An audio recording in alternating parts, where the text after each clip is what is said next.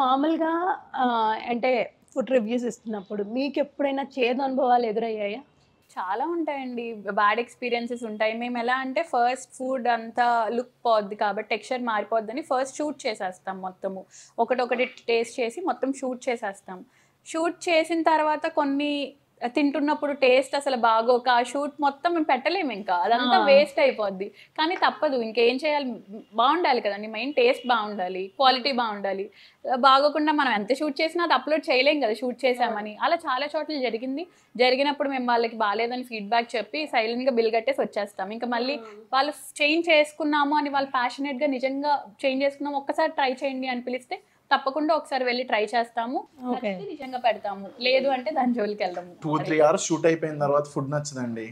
ఆ కష్టం అంతా వృధా అయిపోతుంది. చాలా బాధగా ఉంటుంది. డిసప్పాయింట్‌మెంట్. అవును. ఇంకా ఆ రీల్ మాత్రం పెట్టం.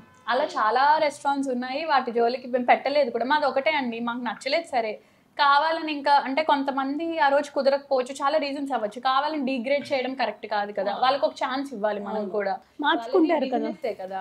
కొంతమంది పాపం జరగచ్చు. సో అందుకే మేము ఒకటే అండి. మేము నమ్మింది ఫేక్ రివ్యూస్ మేము పెట్టము. ఎంత డబ్బులు ఇచ్చినా ప్రమోషన్ అయినా మాకు నచ్చకుండా ఫేక్ రివ్యూస్ మేము పెట్టము. అలా అని కావాలని ఇగో సాటిస్ఫై అవ్వక దేని వల్ల నెగెటివ్ రివ్యూస్ కూడా పెట్టము.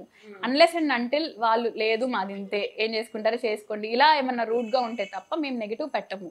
అఫ్ కోర్స్ ఏమన్నా బాగోకపోతే యావరేజ్ గా ఉంది పర్లేదు ఇది వదిలేయచ్చు అని అలా చెప్తాం. అంతేగాని మరీ నెగటివిటీ స్ప్రెడ్ చేయడం మాకు ఇష్టం ఉండదు. అలాగా అవాయిడ్ చేస్తే బెటర్ కదా. అంతే అంతే కట్టుకున్నా ఉంటామండి నచ్చకపోతే అంతే.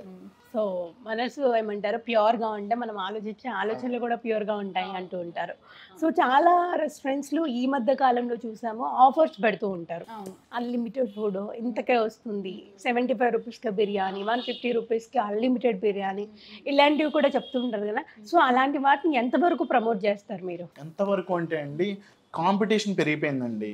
బేసిక్‌గా ఒకే రోడ్లో 10 రెస్టారెంట్లు ఉంటే తప్పట్లేదు. రెస్టారెంట్ ఓనర్స్ కూడా ఎవరికి ఆఫర్లు పెట్టాలి వాళ్ళ ప్రాఫిట్స్ తగ్గించుకోవాలని ఉండదు. నెంబర్ ఆఫ్ రెస్టారెంట్స్ పెరిగిపోయేసరికి వాళ్ళు ఏదో ఒకటి యూనిక్ గా చేద్దామని కస్టమర్స్ ని అట్రాక్ట్ చేయడానికి ఇవన్నీ చేస్తున్నారు. కొంతమంది జెన్యూన్ గా మంచి క్వాలిటీ ఇస్తున్నారండి కస్టమర్స్ రావడానికి. కొంతమంది మనీ కోసం క్వాలిటీ తగ్గించి తక్కువ రేటుకి ఇస్తున్నారు. మనం చూసుకోవాలి జెన్యూనిటీ. వాళ్ళు ఆఫర్ పెట్టారంటే వెళ్ళిపోకూడదు. వీళ్ళు ఆఫర్ పెట్టారు నిజమే కానీ ఇక్కడ క్వాలిటీ ఇస్తారా? ఫస్ట్ ప్రిఫరెన్స్ క్వాలిటీకి ఇవ్వండి. ఒక 100 రూపాయలు ఎక్స్ట్రా అయినా పర్లా క్వాలిటీగా ఉండే ప్లేస్కి వెళ్తే తర్వాత మన ఆరోగ్యం బాగుంటుందండి. ఇప్పుడు 100 రూపాయలకి బిర్యానీ తిని రేపు పొద్దున హాస్పిటల్లో 10,000 ఖర్చు పెట్టడం కన్నా ఇవాళ 200 రూపాయలు పెట్టి బిర్యానీ తినడం కరెక్ట్ కదండి. ఇంకోటి ఏమన్నా అన్లిమిటెడ్ అలా తక్కువ ప్రైస్ ఉన్నప్పుడు మేము ఆడియన్స్ ని చెప్పేది ఏంటంటే ఎక్స్పెక్ట్ చేయొద్దు. ఇంకా అసలు ఎక్స్పెక్ట్ చేయకుండా ఉంటే బెస్ట్ కదా. ఇంకా మీ ఓన్ రిస్క్ తో మీరు వెళ్ళండి. మేము యూజువల్లీ అంతగా ఎక్కువ ప్రమోట్ చేయమండి. చాలా తక్కువ చేస్తాం. అది కూడా చాలా మంది స్టూడెంట్స్ మమ్మల్ని రిక్వెస్ట్ చేశారు. ఎప్పుడు మీరు అన్ని పెద్ద పెద్ద రెస్టారెంట్స్ ఇలానే పెడతారు, స్ట్రీట్ ఫుడ్ కూడా ట్రై ఫ్రెండ్లీ పెట్టండి అలా అంటారు. మాకేమో మేము ఎప్పుడు కొంచెం క్వాలిటీకి ప్రిఫరెన్స్ ఇస్తాం. సరే వాళ్ళ కోసం మేము చేసాము కొన్ని అన్లిమిటెడ్ 200కి 100 రూపీస్కి చేసాము.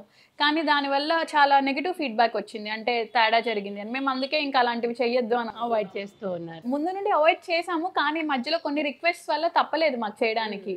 ఇప్పుడు మరి మళ్ళీ అదే పర్సన్స్ వచ్చి కామెంట్స్ అంటే అవి వైరల్ అవుతాయి. ఆబ్వియస్ గా వైరల్ అవుతాయి. మెయిన్ రీజన్ అది చేసేది కూడా వైరల్ అవ్వడానికి చాలా మంది.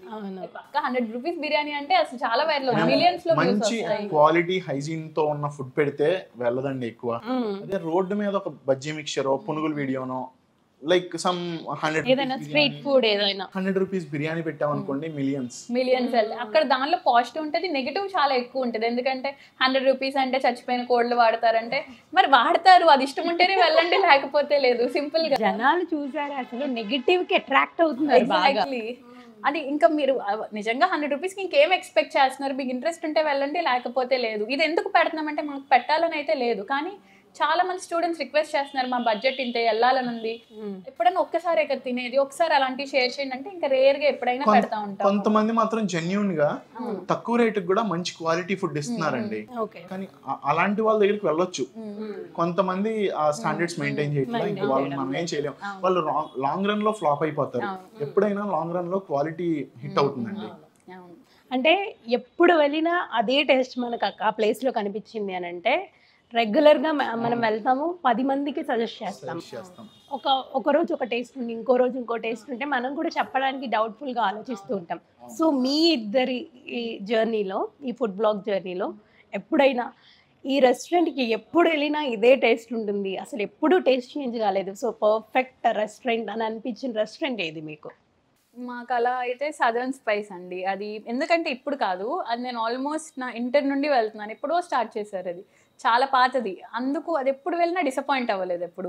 అది కాకుండా రీసెంట్గా విందు భోజనం అని పెట్టారు, that is also one of the restaurants, ఎప్పుడు డిసప్పాయింట్ అవ్వము.